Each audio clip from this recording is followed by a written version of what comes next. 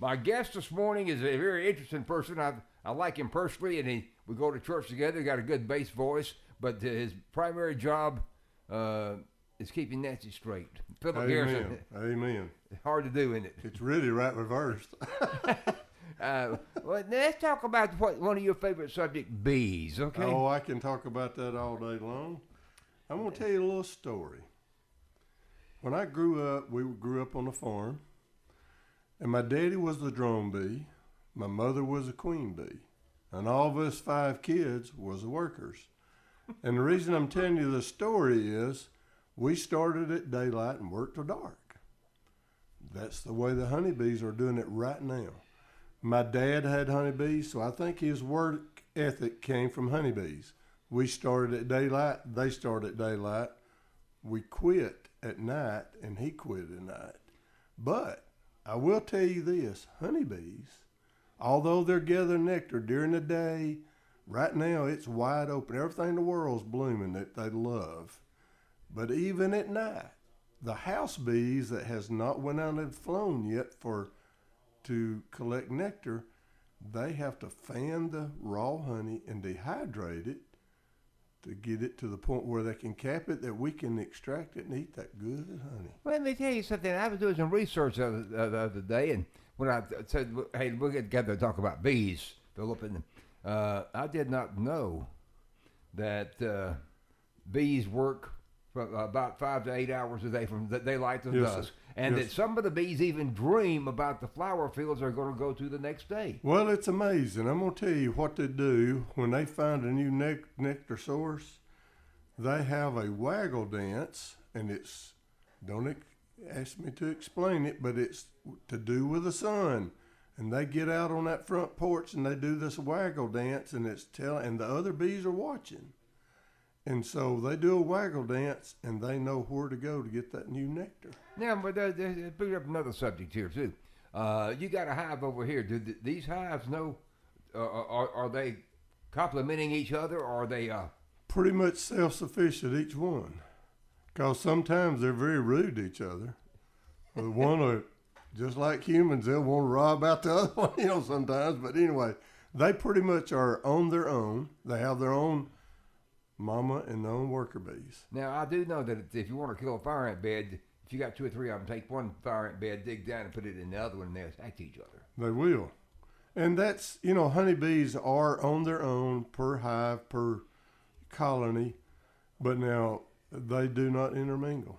But now I will tell you, it's just like anybody else as humans. Somebody brings you some food to the door, they're going to take it. And this time of the year, if a forager bee happens to go to the wrong hive, if they can tell they've got nectar in their sack, they'll let them come on in. Robbing Peter and paying Paul. There you go. That's the way it is. Now, do bees really know their beekeeper? Well, everybody thinks they do. I'm not going to say they don't, but realistically, I don't think they do. Only thing they know is if you're nervous or you're scared of them, because if you're scared of them, I've helped a lot of new beekeepers get in business.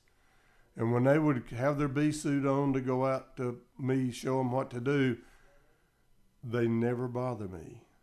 But the new beekeeper, they would go right to them because I can sense nervousness. That's kind of like a dog that senses somebody that's nervous around them. Exactly. Okay. That's exactly. I'm not going to get it around the bees if I get nervous. Now, I understand that if you get stung by a bee, unless that stinger is extracted, that will still pump venom into your body. All right, that's one thing difference with a honeybee there is any other stinging insect.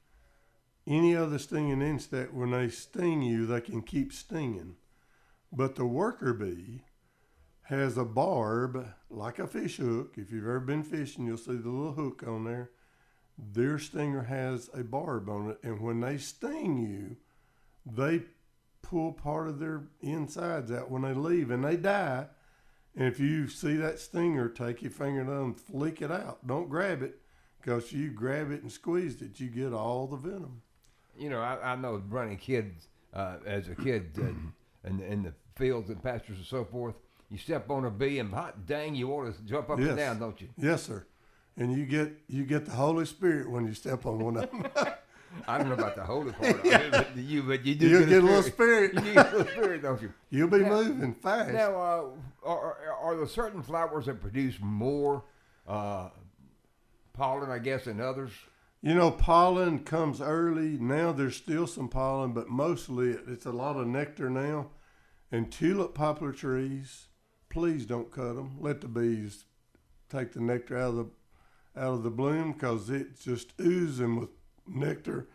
Excuse me. Tulip poplar, it has so much nectar that sometimes it'll actually drip out of the flower. There's so much raw nectar. I've got 7 acres of dandelions out there. And they work it like crazy. And I tell you one thing, it's I mean, you know, and I see the bees swarming everywhere. You know, I said these may be Phillip's bees over there. Yeah, you never know. You never know, huh? One thing about it, if you look on their head, if you get close enough I'm to not gonna look. get that close, Phillip. You got to understand that. Well, I'm trying to tell you how to identify it. You know, if you get real close, you got to get within a 100th of an inch to them. There may be a little PG on top of their head, and you know it's mine. Phillip Garrison now. So you branded every one of them, huh? Oh yes, you know I do. All right, so now then they fly back to their hive. Their parent colony. And you come along with a smoker, and what does a smoker do? All right, what it does, that helps calm them down. As the old saying goes, they think there's fire in the woods. And what they do, when that smoke does that, they gorge yourself on nectar. And they're just like us. You eat a big meal and sit down and you get lazy. You're not as aggressive. And that's what it is. It sort of gets them prepared to leave the hive to have honey in their stomach. And they're not as aggressive. How do you extract the honey? All right, what we do, when we take the honey off, it comes in there's a medium and shallow super and a deep super. I don't use the deep supers to extract because it weighs over 100 pounds when you pick it up. I use the medium. And Nancy couldn't do that. No, Nancy can't do that. She barely can pick up the 60-pound one. But anyway, when we bring it home, to the honey barn, there's 9 frames in that box. And they're capped off with beeswax. And we'll touch on that in a minute. But anyway, we open the cells up and put it in a centrifuge type machine called an extractor. We decap it. I use chains to decap it to open them up. Put it in there and spin the honey out, strain it out, and there's the gold in the bucket. And did the biscuits come with your honey? Yeah. Oh, you know it.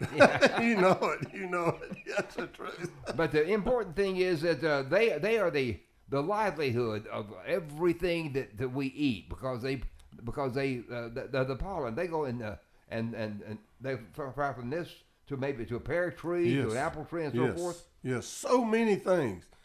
Just give you an idea.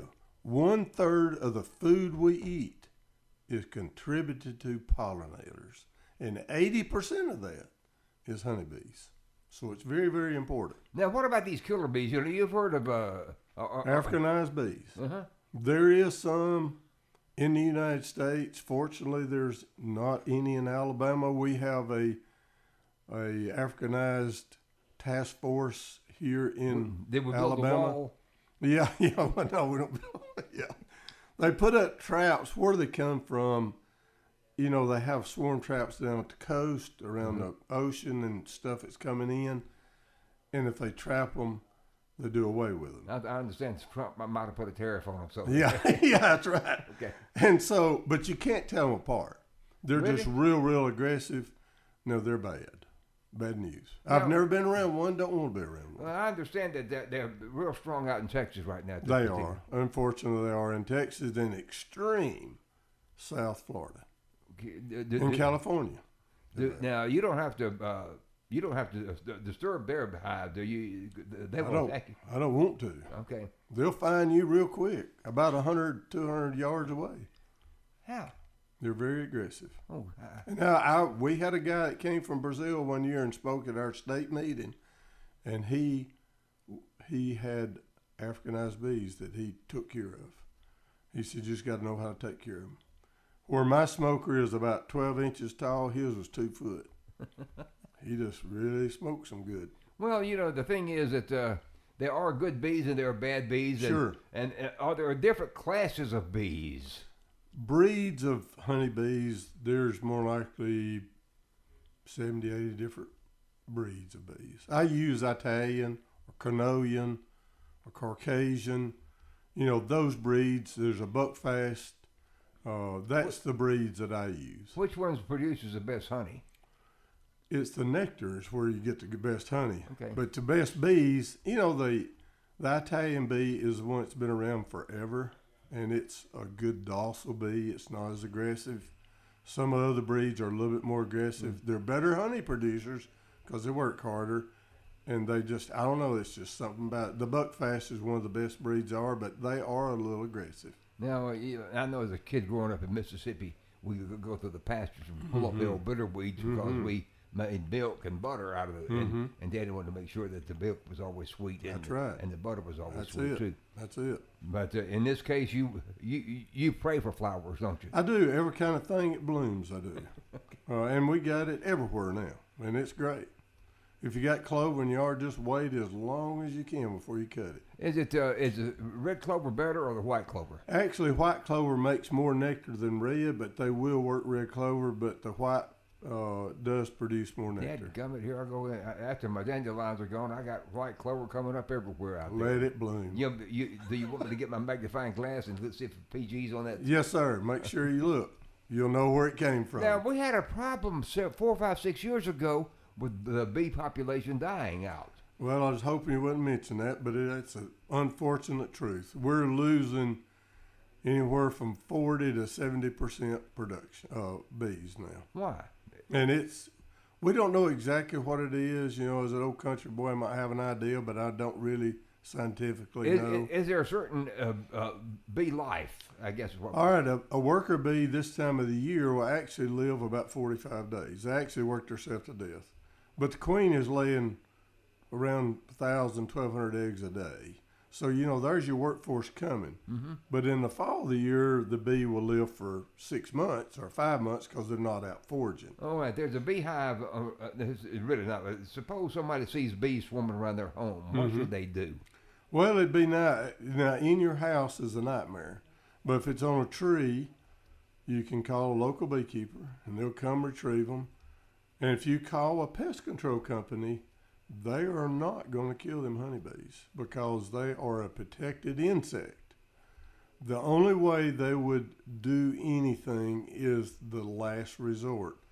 But they cannot kill the honeybee because it is a protected insect. I know the pastor of our church one time, John Temple, I called him. I said, John, I've got thousands of bees outside my radio, out the back of my radio station. He said, I'll be there in a few minutes. Mm-hmm. And he came and got them. And if you can catch them before they get into a crevice somewhere, because all they got to have is just a tiny hole. Mm-hmm. They know where a good home is when they see it.